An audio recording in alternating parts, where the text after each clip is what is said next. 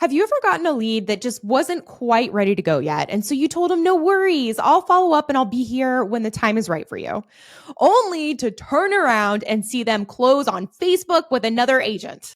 Well, today's guest is Luke Acree, and his entire business revolves around making that not happen. So if you want to learn how to systematically nurture and convert every lead that comes your way, this show is for you. Luke has helped over 100,000 entrepreneurs close more deals through his lead nurture process, and his methods have been featured in Entrepreneur Magazine, Forbes, Yahoo Finance, and Inman News. And here's what to expect to learn in today's show: how often you should follow up, the different channels you can use for those touch points, exactly what to say so you don't sound repetitive or annoying, and stick around to the end for the number one best thing you can do to automate the follow-up without making it feel automated. You're listening to the Real Estate Rockstars podcast, the show for agents who've been around the block and are ready to build sustainable, scalable businesses they actually love. My name is Shelby Johnson. I'm an Army veteran turned real estate entrepreneur, and I've closed hundreds of transactions as a solo agent, team leader, and investor. And now, after years, I'm back in production, Lexington, Kentucky. Guys, if you've got referrals, hit me up at The Shelby Show on Instagram and let me know where you're located, because I will gladly share any I get back your way. And with that, let's get ready to learn how to convert every lead. Rockstars, welcome Luke Acree.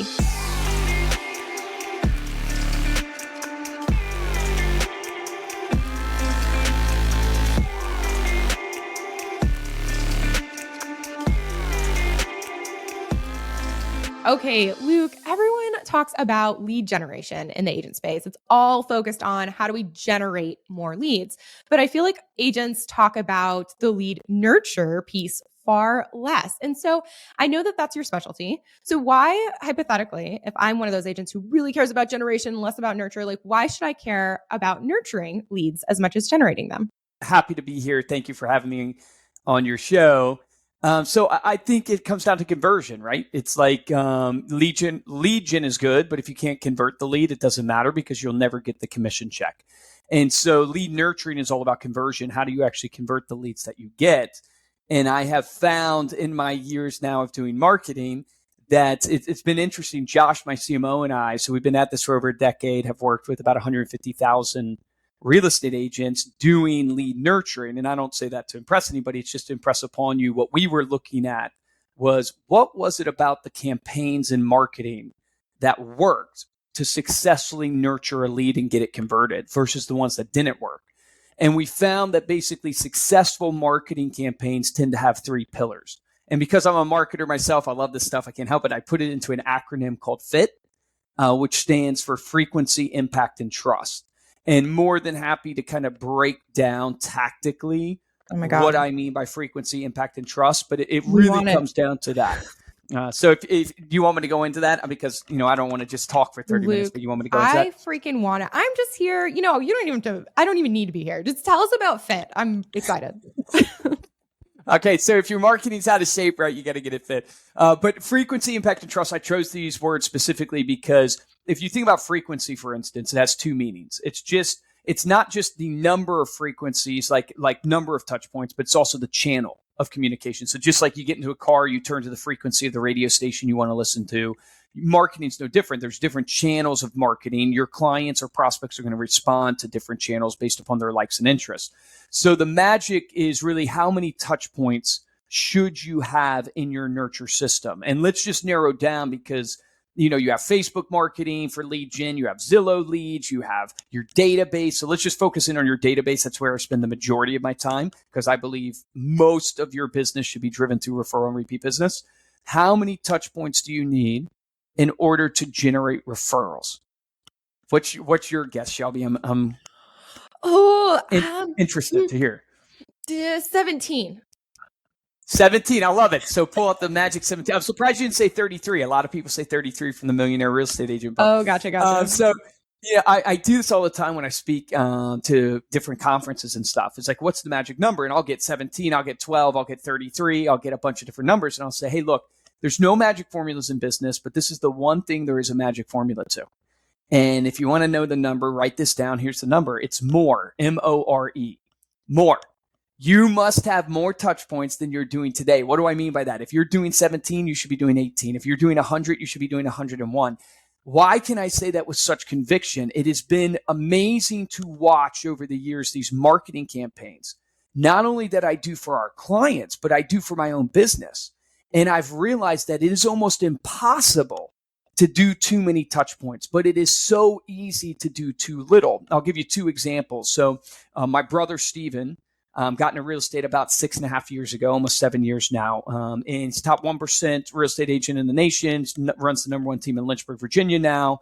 They'll probably do 250 to 300 transactions this year. He does over 200 touch points a year to his database. 200 touch points. And most people, when they hear that, they go, that seems way too much. Oh my gosh, it's like spam. I have another client in a different industry, right? Because this teaches you about how consumers are. So this client is Brian Harris. He's a financial advisor in Annapolis, Maryland, top 1% in the world in financial advising, just a stud of a person. He does 275 touch points a year to his database, 275. And so here's the key though with this frequency is Brian Harris doesn't do 275 emails. He doesn't just do 275 pieces of direct mail. Brian Harris capitalizes on the frequency channel of marketing as well as the number of how frequent he is. So there's 6 different frequencies in marketing that you can do. So I would encourage people, if you want to audit your touch points for lead nurturing, write this down. Go, do I have the direct mailbox? That's a frequency. Do I have the email inbox? Do I have social media? Do I have face-to-face? That's a frequency. Client events. Maybe you're doing a pop-by, as Brian Buffini would say. Do I have voice-to-voice, which is a phone call? And then do I have screen-to-screen, which might be a text message? It might be a FaceTime, a Zoom. If you think about that, that's 6 different frequencies of marketing that you can do. What Brian Harris, Steven, and thousands of other agents that I'm working with are capitalizing on is called omni-channel marketing, where they're not just doing 200 touch points on one frequency. They're doing 200 touch points across 6 different frequencies. And they get the result that every small business wants, which is, I see Steven everywhere. And there's a stat out there that basically says consumers will choose, about 76% of the time, the first business that pops into their head. So you have to ask yourself as a real estate agent today, how do I become first in the mind of the client? And I would encourage you with this frequency. There's this thing that Jason Pantana taught me. He's one that you should have on the show. He's a freaking rock star in marketing, but he taught me this thing in psychology called the frequency illusion. Have you heard about this, Shelby, the frequency illusion? No, I'd love to hear it. You're going to love this. Okay, so I'm loving this already. This is so good. So I love this stuff. So psychology is obviously what, the human brain and how it works. And all we're trying to do is tap into how do we as a real estate agent become first in the mind of the client? Well, we've all had the experience before where we bought a car or even thought about buying a car and we see that car everywhere. And people have come to know this as what happens is the human brain receives about 100,000 or so, inputs a day, and you can't process all that. So you have this RAS system, reticulating activating system, that allows you to focus on only the things that matter. So when you decided you're interested in buying this car, your RAS system basically said it's important to you. So now it allowed you to actually see all those times that you actually saw that car before that you never processed. You now process it and you see it. Well, the frequency illusion is a similar phenomenon. It basically states that when someone sees you on 2 or more frequencies, so you see me on social, then you see me in the mailbox, or you see me on social, you see me in email, your brain makes you think you've seen me more than you have, which makes me feel more important to you, which makes me actually become relevant. Why is that important? Well, NAR just came out with their most recent stat. 81% of sellers only interview one agent. 81% of sellers only interview one agent. You have to be first. So any advantage you can get for lead conversion to be first in the mind of that lead, you're going to elevate up. So what I teach my agents to do all the time is, hey, you want to be marketing and you can't do too many touch points. If you think about your closest relationships, I think about my wife, Megan, how many touch points do I have with her? I see her all the time. I'm texting her all the time. I see her every day, thousands over the course of a year. And that's my closest relationship. Now, I don't want my clients to be like my wife, but I want them to be like friends. So I need multiple touch points with them. So you can't really do too many touch points. You just need to make sure your touch points are spread across multiple frequencies so you are never overbearing and you also tap into the frequency illusion. The number I give to people as a good benchmark to start is I say 26. I say every 2 weeks, if you can be in front of your database, it's a good starting point for you of what you can build upon to make sure you always have that top of mind awareness. Now, here's the thing. I told you there's 3 pillars, right? Frequency, impact, and trust. Fit. You can't just be frequent, because you can be frequent with junk and have the opposite effect that you want in the brand or in the mind of the client. So you have to have frequency with impact.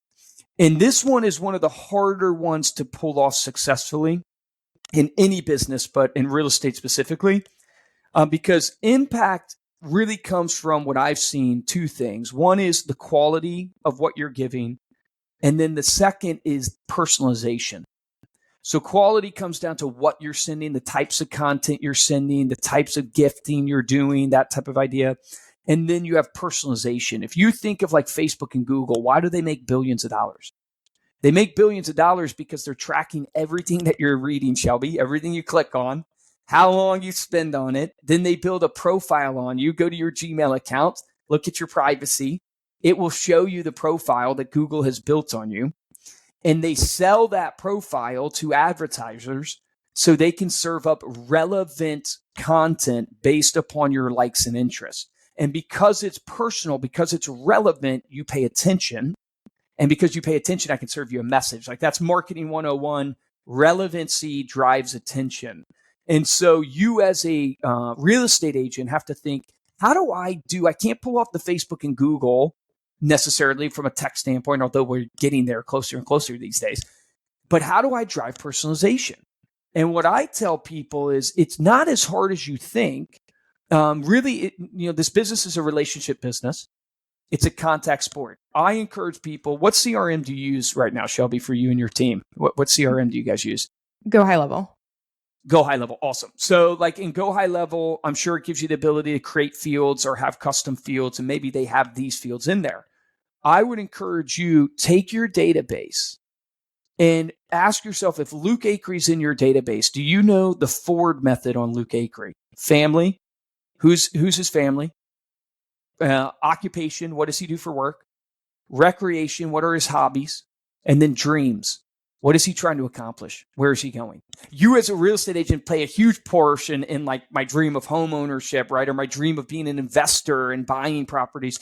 I encourage agents all the time, if you know those 4 pillars on somebody, chances are you have a good relationship with them and you are probably their real estate agent. So your goal should be, how do I, throughout my touch points in the year to convert this lead, do I learn about these 4 pillars? Do I market to them on these 4 pillars? An easy one that you could execute on right today, not spending any money on marketing. Go to your Facebook, go to your LinkedIn. Whose birthday is it today? And actually, instead of just being like everybody else who goes, happy birthday, happy birthday, happy birthday, actually pull out your phone, shoot a little video message, say, Shelby was thinking about you today. Happy birthday. I hope your day's filled with love and attention from your family and your friends. Just want to say I appreciate you, and shoot that video message to Shelby. I challenge people all the time, and the easiest thing to do, but it's hard because of discipline, do what I call as a 5 for 5. Take 5 minutes each morning, pick 5 people in your database, pull them up, and shoot them either a message on Instagram, a message on Facebook, a message through text message, and hit them with a personal message. It could just be thinking about you. Our clients use our content library of social, where they'll grab an article, they'll grab a piece of content, they'll DM it to somebody. Hey, was thinking about you, thought you might enjoy this. And what happens is you'd be so surprised. You're planting seeds. I interviewed a guy the other day, Sean Carpenter. He's been in the industry 27 years, and he talks about being a farmer as a real estate agent. Most real estate agents know with farming, a farmer doesn't wake up, plant a seed, and expect a crop tomorrow. They know they're planting seeds, so eventually they can reap a harvest. The same in real estate. How are you planting seeds today? You should wake up every single day and go, man, I at least need to have 5 hits where I'm planting seeds, where I take 5 minutes and I just connect. And then here's what happens. Do that for 21 days in a month. Do that for 30 days in a month. You've hit your whole core client base with a personal touch point that they actually could engage with. And that is what ultimately drives real estate business. This is why if you go talk to any top producer, you find that they are an incredible relationship builder and they're an incredible networker. And when it comes down to it, yes, they build their brand and they do all this social and they do marketing. And I'm a marketer. I want people to use my marketing programs. But at the end of the day, what they're phenomenal at is building relationships. And so if you think about this impact that I'm talking about, think about your 26 touch points. How do I create impact? I call it the 3 E's of content: education, entertainment, and endearment. Education, entertainment, endearment. If you think about what you're sending right now to Luke Acree, most of probably what you're sending me is probably real estate driven. And the problem with that is if you send me 100% of the time real estate information, I get to the point where I tune it out. Because put yourself in the consumer's shoes. You've bought insurance before. When your insurance agent sends you 100% insurance information, what do you do with it? You throw it away, right? You tune it out. And we do the same in real estate all the time. So what you need to do is you got to go, out of my 26 touch points that I'm doing, 60% of those should be education. I'm educating you on my industry, market reports, just listeds, just solds, things in real estate. But then you need at least 30% of what you're doing to be what I call is entertaining content. Entertaining content is things like one of our most popular emails we do for agents is an email of local events that are happening in your area. So where are you based out of now, Shelby? Lexington, Kentucky, as of not that long ago. It's new. Okay, so Lexington, Kentucky. Yep. So we would curate the events happening in Lexington. And then we brand it to you as the agent, but it's not anything really to do with real estate. It's just, here's what's happening, the local bar crawl or the yoga in the park or the, Philly Fest, type idea, because I'm based in Philly. It's those type of events. And we find that it gets the highest open rates, the highest engagement. But every 2 weeks, it's like, here's what's happening in Lexington. They see your brand. You're giving them something entertaining. It keeps you top of mind, but it's value driven.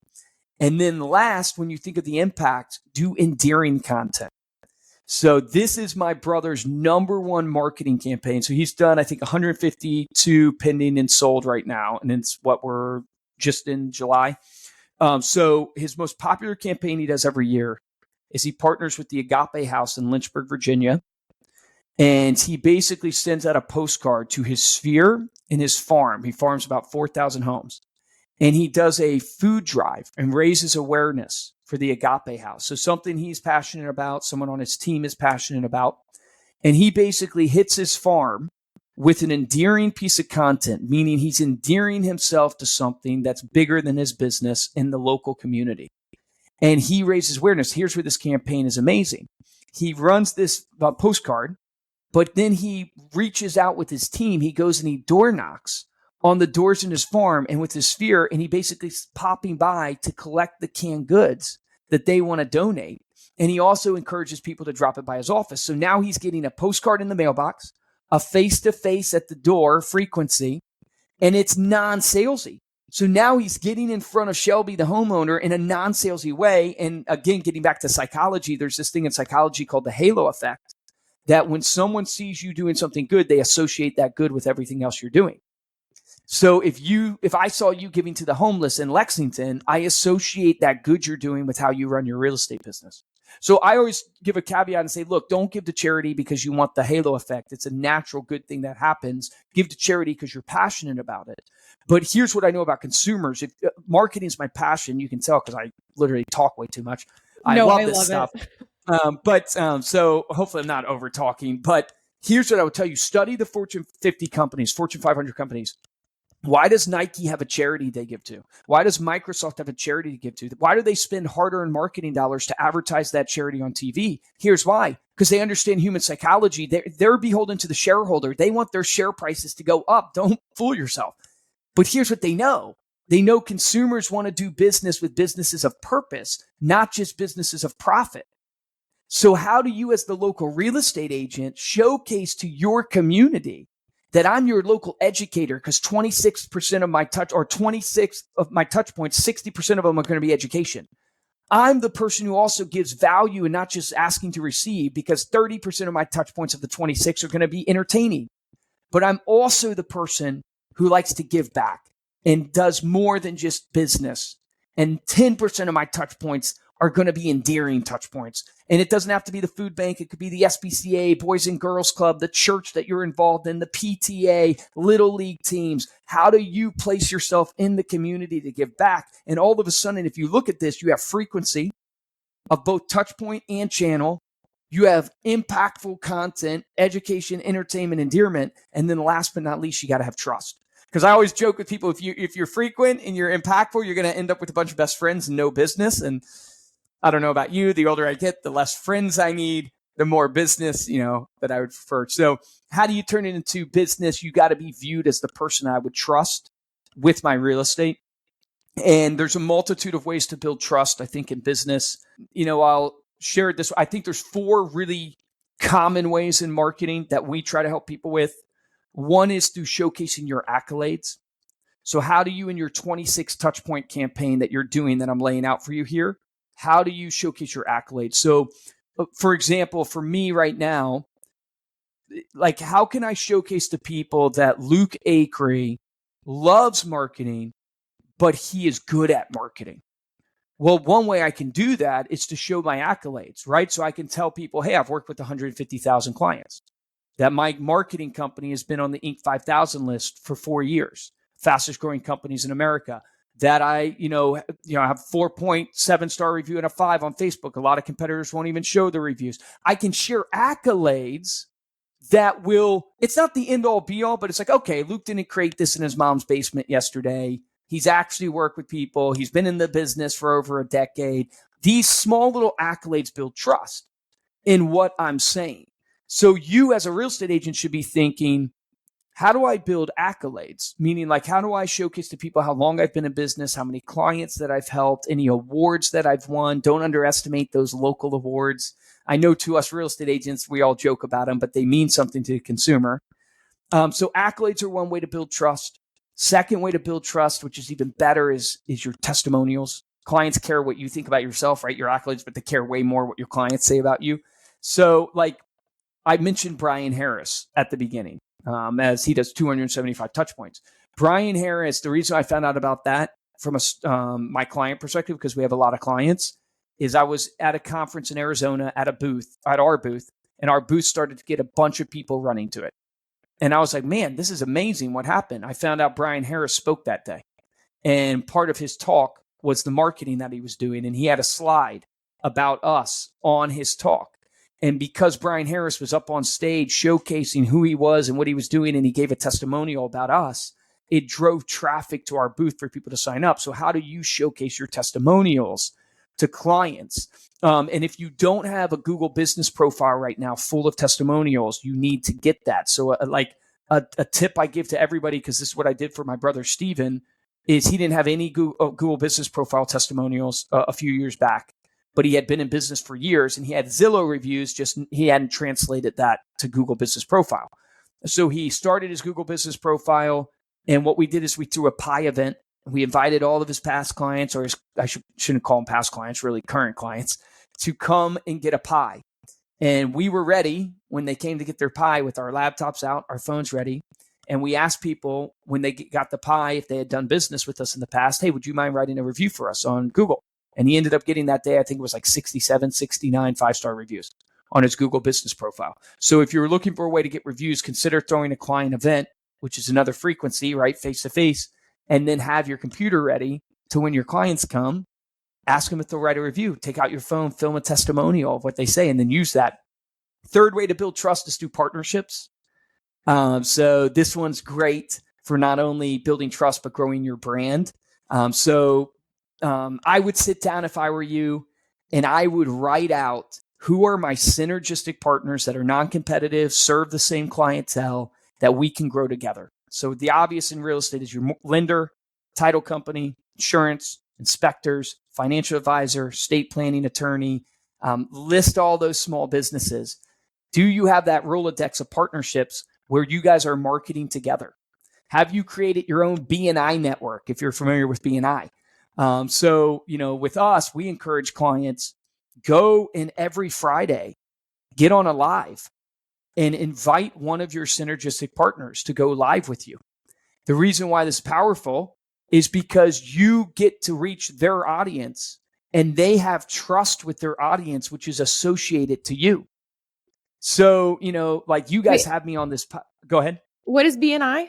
What does that stand for? Okay, it's a business network. It's a local business network where basically all these local businesses, there can be one person per industry, per group, I believe, come together and they basically meet once a month to share ideas and to share referrals. Okay, so perfect. If you think about you as a real estate agent, you should create your own little local BNI. So who's the financial advisor you recommend? Who's the insurance agent you recommend? Who's the home security company, the lender, the title company? You have them naturally. You've run into them. How do you guys come together and go, hey, on Friday, I'm going to go live on my Instagram and I'm going to invite let's say the lender onto my live. So that notification is pushed out to his following. It's already pushed out to mine, and his following has trust with him. My following has trust with me. And we now, by association, have earned trust together with each other's followings. And this can translate, like our flagship product is a custom magazine, as you know. So what we encourage agents to do, so if you were a client of ours, Shelby, with the magazine, we would say, hey, go take the magazine to the local financial advisor and say, hey, I love what you do. I try to bring the best in the business in front of my clients as a resource. I would love to feature you on my local magazine here. And all of a sudden, you're leading and giving to this financial advisor. And guess what they want to do? They want to send that magazine to their sphere, which gets your brand and their brand in front of his sphere. They want to keep that magazine in their office. So it's like, how do you figure out ways to build partnerships so that trust that they've worked so hard to build with their sphere can be naturally translated to you? And I think there's a huge opportunity with partnerships. And if you go back to my point on endearing content, so my dad's a pastor, as you probably remember. So he, local church here in Fluvanna County, he's a local influencer, not because he wants to be by any means, definitely not from a social media standpoint, but he knows everybody in the county because he's involved in all this charitable work. He's serving people. If you give to these local charities and you support them from a partnership standpoint, that person is a local influencer that their brand and the trust that they have earned is going to be associated on you, and you can reach the people that they know. So partnerships is a huge way to build trust. And then last but not least, and I'll wrap up, you can build trust through education. So this podcast that you're doing right now is a perfect example of that. You are consistently putting out high quality educational content on the subject matter that you want to be known for. And you now have credibility built with your audience that sees it being posted consistently, where they have trust in Shelby. Because, man, who knows about real estate? I got to go to Shelby, man. She's posting all the time about real estate. She's always talking about it. She could probably help me be successful in real estate, and I could check her out and what she's doing, and I could learn about what EXP has or whatever. And it's like you are showcasing just in what you're doing here with this podcast, which is just one frequency, one medium of, if I consistently put out educational content, it elevates the trust on the subject matter that I talk about all the time. And if I do it over long periods of time, people will see me as that person. So to summarize and put a cap on it, it's like, hey, if you want to convert your leads, how are you frequent? Are you at least 26 touches on multiple frequencies, at least 2 or more? And there's those 6 frequencies. Do you have impactful content? Are you doing education, entertainment, endearing content over those 26 touches? And then last but not least, are you showcasing accolades, testimonials, partnerships, and also educational content consistently? And if you do that, I've just seen it win over and over again. Luke, I feel like you just kicked me in the teeth, like in the best way. I mean, okay. I love that. I took so many notes. Amazing. Also, potentially overwhelming if, someone's listening to this and they're running a business and they're like, oh gosh, I need to implement all of these different things. And I know as a part of your business model, you help agents do that, and we'll get to that in just a second. But hypothetically, do you have any recommendations for someone who's trying to implement this from the ground up? And of course they already listened to you. They wrote down, they're doing 5 for 5 or whatever you called it, where they're going to do that. What else do you think that listeners should know when trying to tackle this? Like, I want to do the things that Luke just talked about. Yeah. So, how do you eat an elephant one bite at a time, right? So I would encourage you that I would start with going, okay, who's in my database and how do I build a drip marketing plan on that database to have at least 26 touches? And if I were you, I would focus on 3 areas. How do I post consistently on social? So that's just you posting and committing to. Instagram CEO just came out recently saying 3 to 5 times a week is the recommended posting. So how do I post 3 times a week there? How do I send at least 1 email every 2 weeks to my sphere? And then how do I send at least 1 piece of direct mail every quarter to my sphere?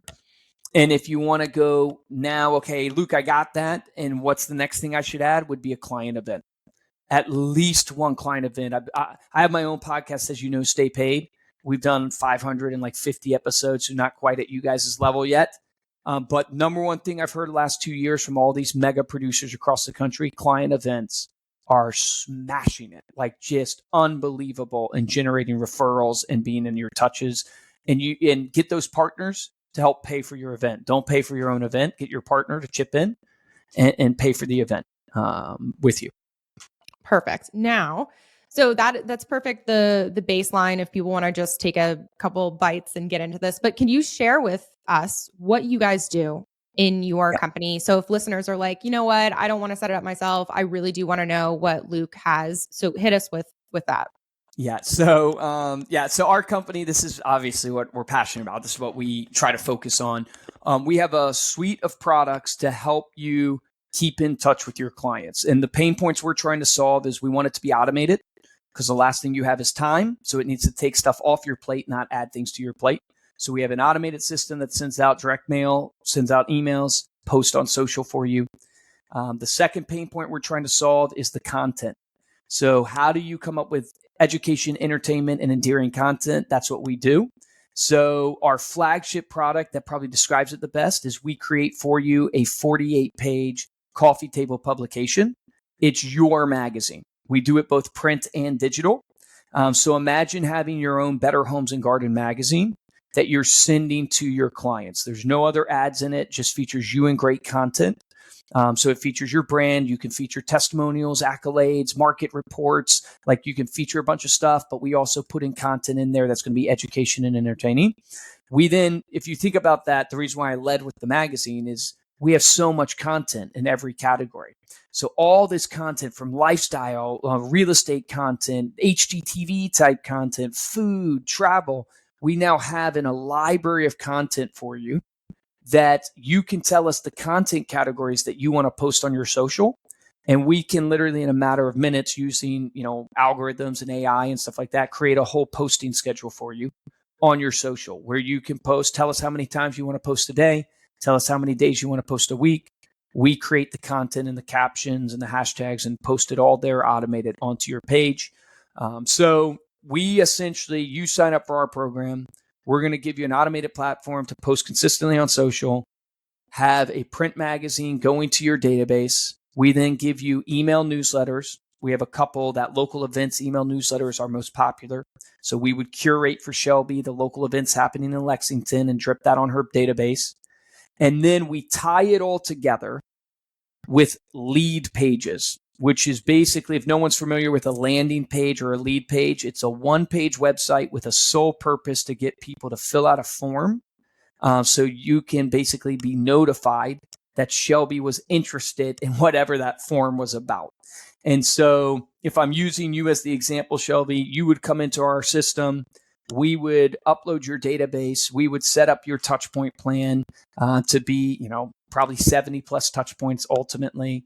going to I'm your going to beat database. Brian. I'm at 300. Yeah, Okay. there you go. We would set that up to where you're automated on social, emails going in the inbox, magazines going in the mailbox, or postcards if you wanted to do that. And then every one of those would have different calls to action, where the magazine, one of the most popular calls to action is we create a nice design where it's like, want to know what your home's worth, or average equity has gone up 20K, want to know how much your home's worth and what equity you have, scan this QR code. And it will take them to a CMA page where they can get an understanding of what their home's worth. Or on your social, you can have that same link right there on your social post, or on your local events email newsletter. It's a link to find out what your home's worth, or give a referral, or a landing page for an item of value. We provide all that. Our average agent spends about 20 minutes with us setting it up, because we just need your email list of who you want to send to, or your database of addresses, your photos that you want to feature, and the contact information. The rest we do for you and then show it to you. You just track the analytics and then do what I can't do, which is pick up the phone and engage with your clients that are engaging with your content. So if I'm listening to this and I'm like, oh, but Luke, I'm picky. I have like a very specific style thing that I want. I speak in a specific voice.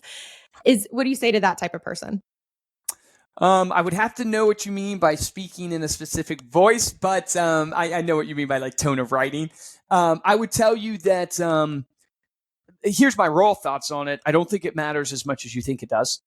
I think what's more important is getting that time back that you're spending creating that style and crafting that tone of voice to engage with your prospect or with your relationship. And automate. I always tell people, automate the marketing, don't automate the relationship. But we do have the ability with our system to do, color schemes, and you can design your email newsletter in the backgrounds and stuff like that, or the design of your magazine. There's different templates and options, and you can work with our designers and be as hands-on, as involved as you want. The reason why I led with, I don't think it matters as much as you think it does, is because I do want clients to know at the end of the day, what I'm passionate about is the result. Is how does it generate a listing for Shelby? How does it generate a buyer for Shelby? Because if you want print, go to Vistaprint, right? If you want design, go to Canva, right? What we are is we're a marketing company that what we care about is the strategy of how to get hand raisers, the strategy of how to get your brand known to generate a listing.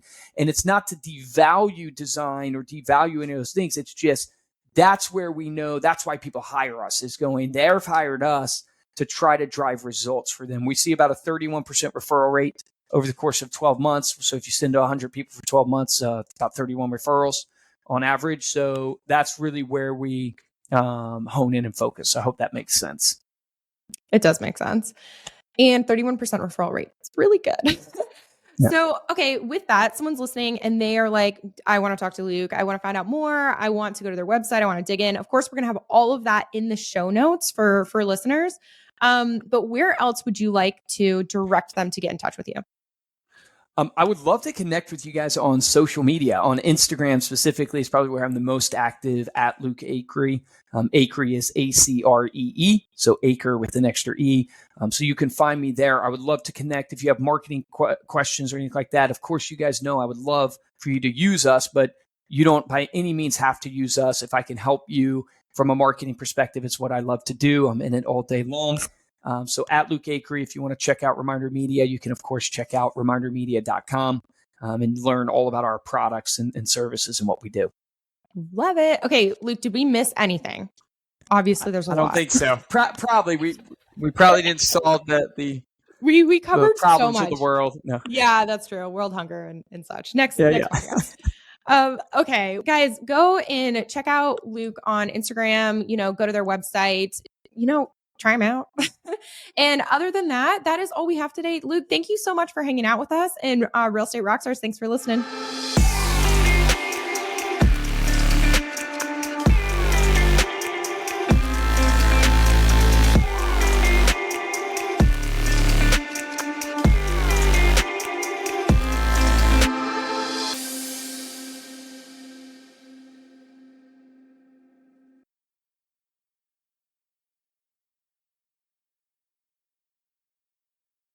This podcast is a part of the C-Suite Radio Network. For more top business podcasts, visit c-suiteradio.com.